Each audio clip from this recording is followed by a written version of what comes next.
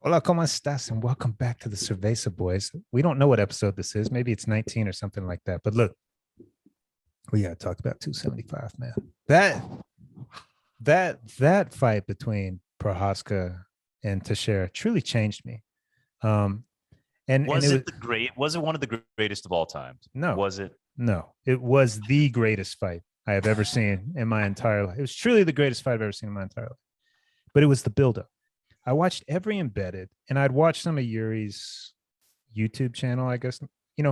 I know Teixeira, he's a brawler that started using his grappling. You like him. You like him on the embedded. He's just a seasoned veteran. He's fucking confident. He's humble. It's just like his journey that you just admire it. You'll like the motherfucker. And I remember they're standing off at that fucking hotel in Singapore, and they're just eyeing each other. And two things. Teixeira's like, oh, he's respectful. The respectful ones always bring the fight. And I was like, ooh, good. And then Yuri, he's walking away. He goes, it feels like any other fight, but the prize is there. I will take that prize. And I was like, fuck. It's God damn It's like a Rocky villain. Man. Well, Prochazka's, and you watch this fight, and Prochazka made a lot of mistakes, jumping knees, getting taken down.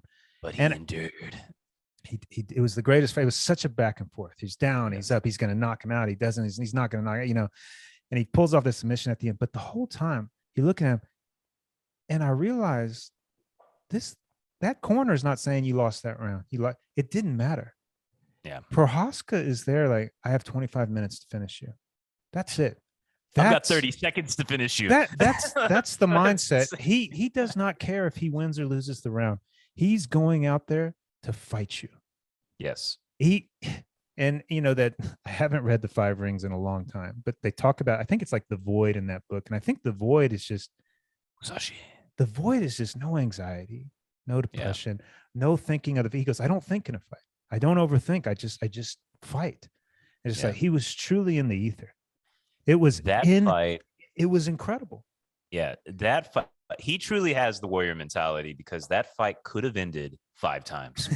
There were both of them. That's generous. Like, there were maybe 10 times. Oh my God. Like there were times where Glover, he had him. He had him, and he somehow found a way out. And then there were times where Prochazka was just unloading on Teixeira, like fucking unloaded, like just like he's wobbling going down, and he endured too. And Chase, that, let's remember, at the end of that fight, Teixeira was on top. He was fucking pounding him. It looked like this is over. He put up a good fight. We like it. And out of nowhere, that fucking rear naked choke with 30 seconds remaining. Good God. What a finish. What 28 a fucking seconds finish. remaining. Watching that fight 5th round, it's interesting because it was the universal consciousness was, he came close. Teixeira's going to pull this out. Like, there's less than a minute left. He's on top. He's pounding away. It's over. Yeah. And he rolls out of it, and he sinks in this choke.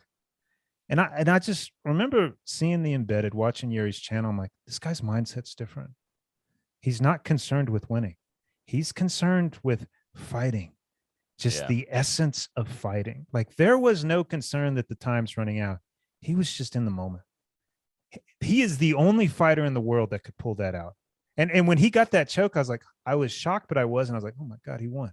It's like, we all knew he was going to win. And he just, how did he do that? We don't know, but he won because he wasn't thinking. He wasn't concerned with, oh my God, I'm going to lose the belt. He was in the warrior mentality. I'm going to roll this. I'm going to choke you out. And he's like, it doesn't matter. 1st, 2nd, 3rd, 4th, or 5th. I'm prepared to finish you. And he did. Dude, it's incredible. He has one of the things I love about Prochazka, and I really do believe we've seen the birth of a legend. I think we have seen like a new. He's my figure. favorite. He is my favorite now, hands down. I think that like he has almost a mythical quality. Like, he really does have the samurai thing. At the post conference, he comes out in a golden kimono. God, he comes out in a golden kimono, And you sent me the video of him coming back to the Czech Republic. Yeah, dude. How many people were there? 10,000. There had to be like 10,000 people, man. 10,000. They were chanting shit. Like chanting shit to him. And you know what's cool? Czechs are tough, man. Yeah. Oh, they're he wasn't like, he was, if that was me, I would be going like, ha, ha, ha. he was cool as a cucumber through the whole thing, just like standing there, just saying, yes, I have the This is fucking awesome, bro. Yeah, dude, that it was such a good fight. I watched a video today. He cut off the ponytail. Why? Really? That was his signature look, man. Yes. And I'm not going to do the quote justice, but he was just like, it's a shift. It's time for a new birth. He's the champion now. That was the look of the challenger. And I was like, oh, good. Look, man, if you're going to look, I don't get these people with the same hairdo their entire life. I change my hairdo when I need a shift in consciousness, just like I take a LSD or a shroom trip when I need a shift in consciousness. It's exactly what he did with that look. That's from fucking China. They do that shit in kung. I've seen it in kung fu movies. Anytime like you've been like, there's some kind of maybe your family was all killed or something. You take your giant Manchu like ponytail and you cut it off. And it's like to say, like, yeah, I'm done with this. It's time for me to become. My reaction was the same as you. Was like, what are you doing? That's your look. And he's like, nah, I'm the champ now. I'm like, oh, fuck, you're right. That was the look of the challenger. Yeah. Wow. Dude, they owe it to the fans, to the Eastern Europeans when he goes up against the Polish power guy. They have to do it in Eastern Europe. They do. And it's going to be at like 3 or 4 in the morning. And that'd be even better. You know, they're all going to be better. They've been drinking all night. Yeah. Do it in Prague. Do it in Prague or some border town between Prague and Poland, right on the border. Even better. A border town. Oh my God. That is an opportunity they cannot miss. They have to. They have to do it, man. You know, like I hate to say it, but Vegas is kind of lame to me. Not for that fight. Not for that fight. Not for that fight. I like when they go to Jacksonville. And the crowd's just like, like I like when they go to like. Dude, they were in Singapore. Places they forget about. Singapore's a great location. A great location, man. Did you see Dana White's reaction to the fight? Did you get the chance? If you didn't watch it, he wasn't there. No. He was watching it on live stream, and it's in the 5th round, and just like we were, Teixeira's on top, pounding him out with 1 minute left, and he goes, whoever wins this fight, I'm so happy. This is the greatest fight ever. Blah, blah. And he reversed it, and he's just talking. He goes, what? He fucking tapped. He fucking tapped. I fucking tapped, man. He just starts blowing up. He couldn't believe it. I was like, dude, same reaction as me, man. Because he's going to make so much money out of Prochazka, man. Like that is a fucking star. That is somebody you promote. You promote the shit out of that guy, man. Let me say him all over the place. That mindset he had, again, of just fighting, not concerned about winning that fight. I was so stressed out with work, and I remember seeing that fight, and I was like, "That's how you exist. Yeah. That's how you exist. You don't concern yourself with the what ifs. You don't think. You just go with it. It's instinct, man. It helped me. If you've got a giant Teixeira beating you down on top, you just say, "This is where I am." Hey, and we're praising Prochazka. Teixeira's that guy is class act. Fucking act, man. That guy is nothing but good. I love that cat. That guy is grade A human being, man. Yeah. Grade fucking A. Dude, you know it's a good fight when you leave it just thinking they both fucking just like that was. It went back and forth. If he had won that fight, I'd still be talking about how great this fight was. Greatest fight I've ever seen in my entire life. Greatest. We gotta get more of the big boys in there. You think John Jones is? You think he's gonna come?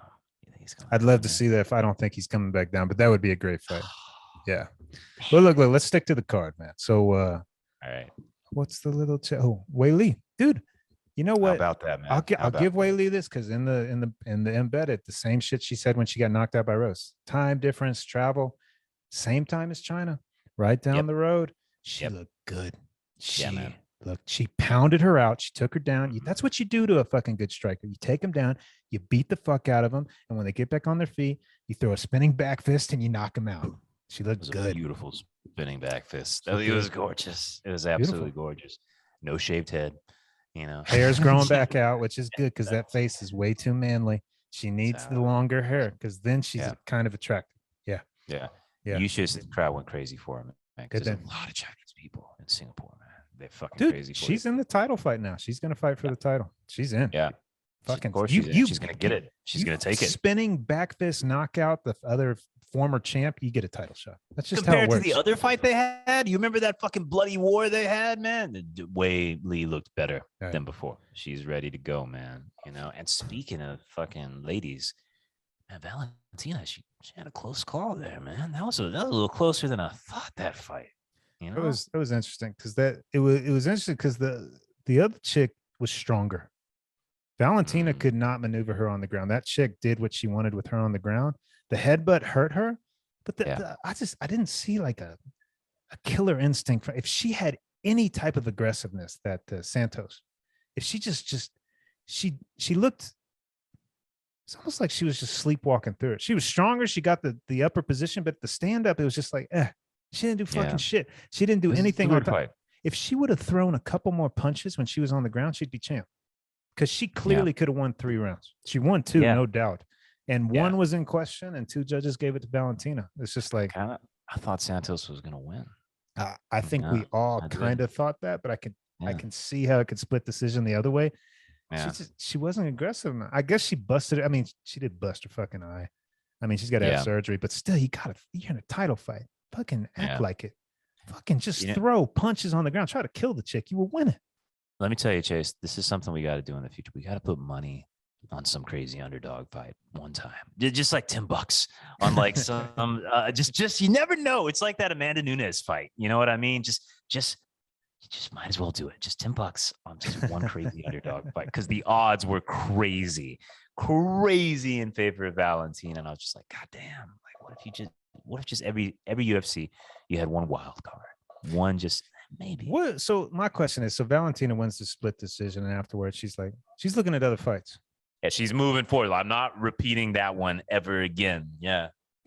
What is that? I mean, if you barely scraped by an opponent, would you do that, or would you be like, no, man, I want to prove that this was not a fucking fluke? So I've found that there's 2 types of fighters. There's the ones who think in terms of strategy, and then there's the true warriors. You know what I mean? They're thinking about how can I maintain my position as long as possible within the UFC, or they're thinking, I need the blood. I want the real fight, the one the fans want, the one I want, you know? I'll give you a great example of this.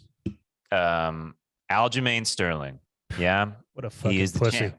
Yeah. He's a champ. He refuses to do his next fight. Yep. There's some guy he's going to fight. He says, no, it's not enough money, blah, blah, blah, blah. And I was like, everybody knows you don't fucking deserve to be here. He's the worst champ in the UFC. He's fucking horrible. He's a horrible human being. And he's like, he's got his YouTube channel. He's like, I deserve more money and blah, blah, blah, blah, blah. And I was just looking at him just like, you are holding on. It's disgusting. It's disgusting. Well, go back to Valentina. You said, the people that are, strategically staying champ or the ones looking for blood. Yeah. I've said this on the show. I thought Valentina was the pound for pound champ. I mean, to that point, I thought she was out for blood. I thought after a fight like that, she'd be like, run it back. I'm going to show you I can beat this bitch's ass. She didn't do that at all. She's like, oh, I'm looking for the next fight. And I'm like, what are you, Valentina? I think the majority of people don't think you won that fight. What are you doing? Kind of a bitch move. Yeah. So you are no longer my pound for pound, because your mentality wasn't even because you won or lost the fight. That was, what happened. Prochazka has spoiled you. You've spoiled. Everyone should think like that. Prochazka is truly. He. I think he's changed me as a human. I mean, that's how you should approach life. You should approach life like that. No, is that why you're growing out your hair, Chase? You're gonna grow yourself a Prochazka ponytail. No, it is so refreshing to see a fight like that. Fight. You're fighting for the title of the world, and you went out there and you fucking fought. You know what I liked about it too? That was a fight for the fans, because normal people didn't know about that. Like, I was asking people, hey, watch the fight. They're like, who's fighting? Pro who? Dude, they didn't know. They didn't fucking know, man. I put that fight on with me and my dad. And my dad, he the spinning back fist impressed him, that knock. He's never seen UFC. He watched that fight. Dude, we were both, the next day, some of his friends came over. He's like, man, next time there's a UFC on, you got to come over. We watched this fight last night. It was incredible. It was the best fucking fight I've ever seen in my life. I was like, this guy has never seen a UFC. He's saying it's the best fight he's ever seen in his life. It's incredible. That he grew up boxing. He didn't know any better, but like that, we'll get. I think that needs to be a staple of our life. The UFC get together There's a fight, you get together. Oh, by the way, we got to do a commentary, man. So I had to step away from my computer, and I was just on my bike. I was like, fuck, I want to listen to the fight because I'm going in between. There are guys on YouTube who do live commentary. They're not showing the fight. They're just commenting live on the fight. It was all right. It was all right. I bet we could do that, you know? Let me ask you this. Well, I don't know. I kind of like watching it. I don't want to watch it live, but if you don't have an option. What was it like watching it in China, man? Where did you watch it at? What was it like? I watched it. I was at the gym and I just had it on my little stream on my phone. Oh, how disappointing. No. It was great because I started screaming in the gym. Like I lost it. I lost it during the pro. I was like, ah! I was going all these Chinese people like looking at it. I didn't care. They weren't watching Weili. I figured that'd be a huge thing over there, watching their girl fight. It's not the championship. Okay. You know. All right. And I think that Chinese people, like, they don't get into things unless it's the gold medal or the championship. Yeah, then fair once enough. that's established, Number one. Then they're into it. Okay, So, fair enough. yeah, most people weren't watching that fight, man. I was the only one. None of my friends were watching it or anything like that. My buddy Paul was. Shout out to Paul. He was watching it out there in Guangzhou. I am a psychologist, but that fucking fight, I had a stressful week. After watching Prochazka, my stress went down like 50%. I was like, I just need to live like him, like that guy. Yeah. Fuck, don't go to a psychologist. Watch him fight. Better than any therapy. That's why the world needs UFC, Chase. It somehow God. Heals the collective soul of humanity. That's exactly what that fight did, brother. Glad we could talk about it. It makes me feel fucking good. I'm such a Prochazka fan. Fucking Czech Republic, man. What a cool. I had a great time when I was in the Czech Republic. They were fucking tall as hell. I had a great fucking time when I was over there, man. I had a great time in the Czech Republic. Love those people. I had a great time in Poland. Krakow was the I most didn't get fun to go. Dude, Yeah. border town, and some disheveled fucking remnants of a. Do it like old UFC, a barn in Dothan, Alabama. What would it be? Barn on the border. It would be like 4 a.m. when it would be perfect. Do you know what they should do? Perfect. Have they ever done an outdoor fight? I don't know. Dude, what about that? Like you get a soccer stadium. You know, dude, those countries border each other. There's got to be one semi big town. Just put it there. Just put it there. Yeah. Put it like in the square in Prague, like outside. Dude, it would be awesome. Some border town on that. Oh, those people would. Oh my God, greatest day. There are times when the UFC, like, they need to make the magic happen. Like, I know there's all kinds of business shit. Like, there's all kinds of rules and right. But you just. I'll write a letter to Dana. I'll talk to him about it. Talk to him. By the way, so I watched the press conference afterwards. Did you see the guy who stood in Dana's stead? Yes, that is I'm so glad you brought him up. Chase, you could have done so much better than that guy. You could have done so much better than that guy. I remember that. I was like, they're giving us a sample. And he wasn't horrible, but he wasn't Dana. And it wasn't acceptable. It wasn't acceptable. It was too PC. It wasn't acceptable. He was too cautious. He was too cautious. And there was no cussing. And I'm gonna write. We need to write Dana about that. That's not acceptable. It's not acceptable, Dana, man. And at the end, you attach your resume and you say, "This is why you should hire me." Let me tell you something. Let me tell you why that was the greatest fight I've ever seen in my life. Blah blah blah blah blah. Yes, I concur. Dude, that is a great point, Dean. I watched that guy. I was like, he's okay. He answered fine. He was too cautious. He didn't step on any toes. He didn't cross the line. He didn't cuss. He wasn't Dana. No. I wanted to see Dana after that fight. I wanted to hear what Dana had to say after that fight. It was so disappointing. Yeah. Let me tell you something else. They got to replace Daniel Cormier. I don't like him as my post fight interview. Like he's a jolly face. Daniel Cormier needs to be the Santa down at the fucking mall. You know, he'd be he's got the body. He's perfect. He's jolly. He's fucking kind of goofy. Go be fucking. You're not a commentator. He doesn't have it. He doesn't have it, man. I'd rather have Bisping. I would rather have Bisping doing that. I've been watching Bisping's podcast too. Bisping's terrible when he's just talking by himself. Like he just stumbles over. He got Prochazka and Teixeira confused. It's like Teixeira's the champ, and I'm like, what are you doing? Bisping needs people to bounce off of. As a commentator, he's excellent. One-on-one, he's fucking horrible. Yeah. What about Chael? What if Chael got in there, man? Uncle Chael, you know? Dude, let's go old school. We need to. What's that guy from Pride? What's his name? The bald motherfucker.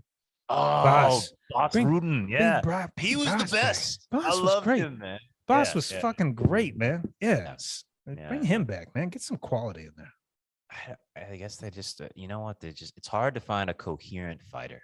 You know, most of them aren't good with words and shit. I think that's it. They're like, he's good enough. He's good enough. Yeah, that's definitely the Bisping situation. Like, yeah, he's kind of funny. That's good enough. You know, that's the Cormier situation. We kind of like him. He's fine. Yeah. All right. Well, Chase is available UFC, just so you know. Write that letter. I'm gonna write that letter. It's a good idea. All right. We'll end it there, folks. Adios.